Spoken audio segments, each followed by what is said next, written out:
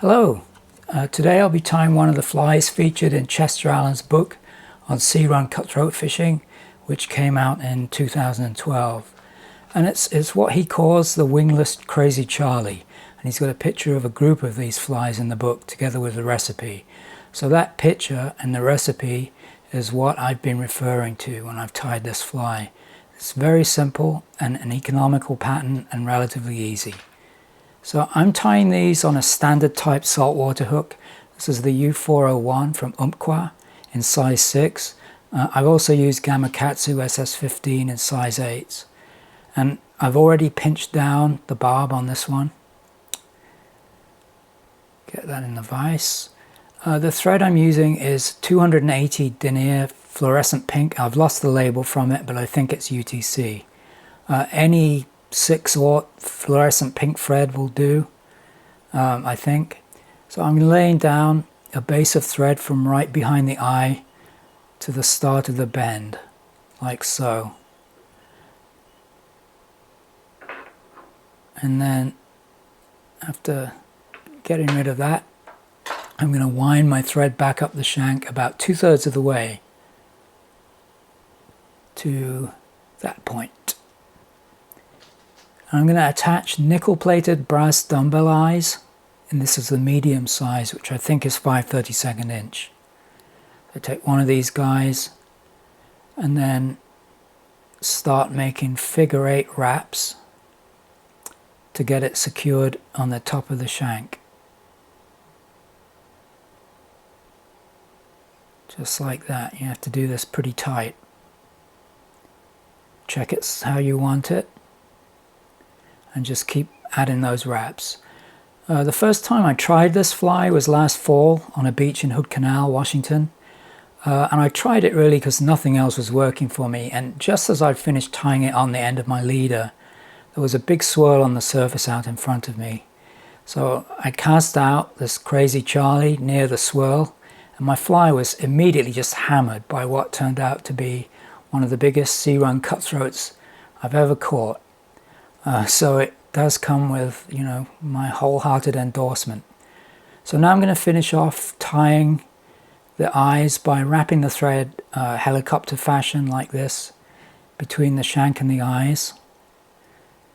It really tightens everything up. I always like to apply a small amount of super glue to the threads above and below the eye to just ensure that they're not going to move anywhere. They're going to stay in place on the bottom as well. That's it. So I'm going to make the tail and body from the same strands of Crystal Flash. Actually, what I like to use on this fly is medium UV pink mono flash from Wapsi. Crystal Flash would work too. It's just a little bit darker than the Wapsi one. So I'm just going to select 12 strands and then cut the ends so that they're aligned together, and pinch the ends and offer them up to the hook, and then you want to tie them in right behind the eye. Make sure you've got them all trapped in, and then secure them with touching wraps all the way down the top of the hook, keeping it under moderate tension until you get to the bend of the hook. Okay, now you've got to carefully separate out 4 of the 12 strands and keep them to one side however you can. 2, 3, 4, there you go. That's got them. Now grab hold of the remaining 8 strands and cut them off to form the tail. It's just slightly longer than the length of the hook.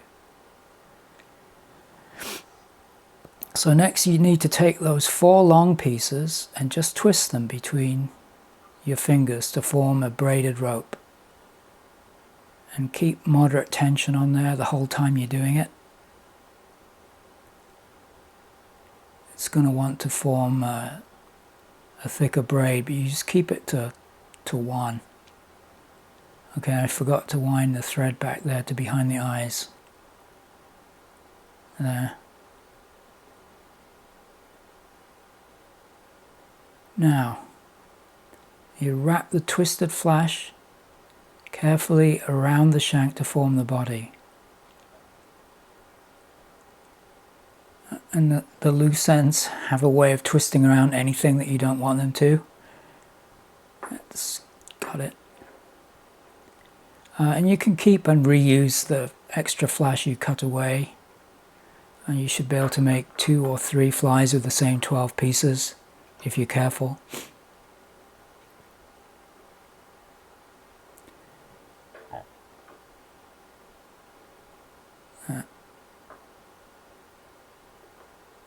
So when you get to just behind the eyes, trap the flash with a few tight turns.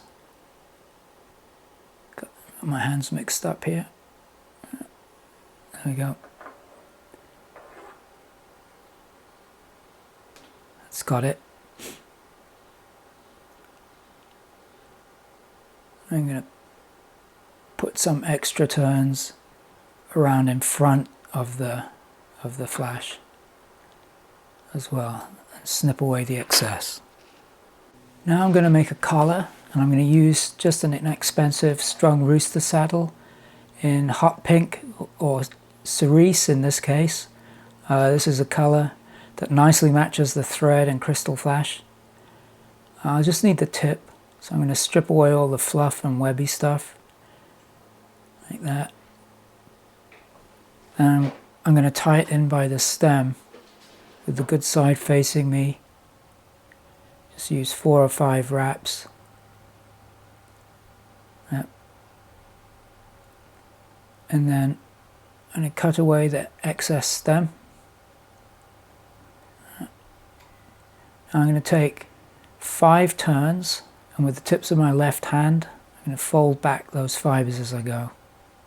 And you're aiming for the collar to extend to just about the hook point or a little further.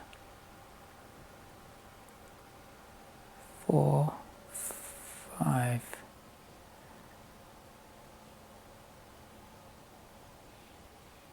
Okay.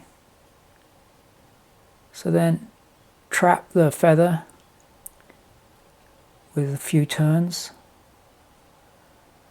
like that. And then snap it off. And I'm going to tidy up with a few more turns here, just snugging them up against the collar. Now take the thread in front of the eyes, and you want to just build up a nice thread head.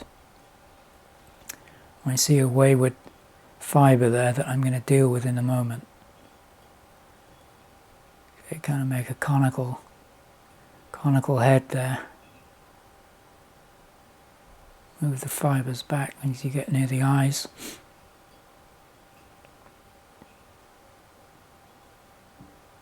Okay, that'll do.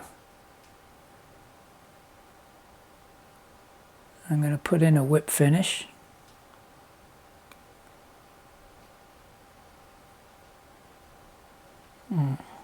Like so.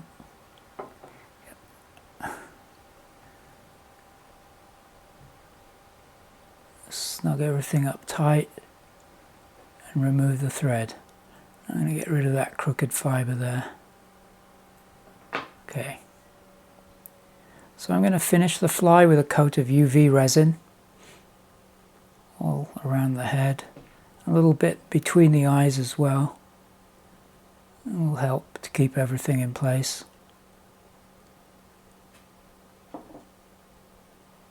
And then cure the resin.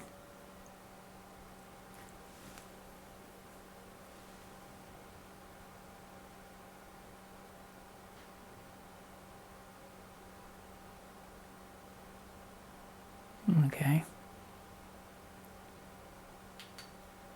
And there it is, the Wingless Crazy Charlie. Now in Chester Allen's book he describes a chartreuse version, or green, that he says is good for chum salmon. Same materials, just different colour. Here's one. I haven't tried it yet. So let me know in the comments if you try this fly and if it's successful.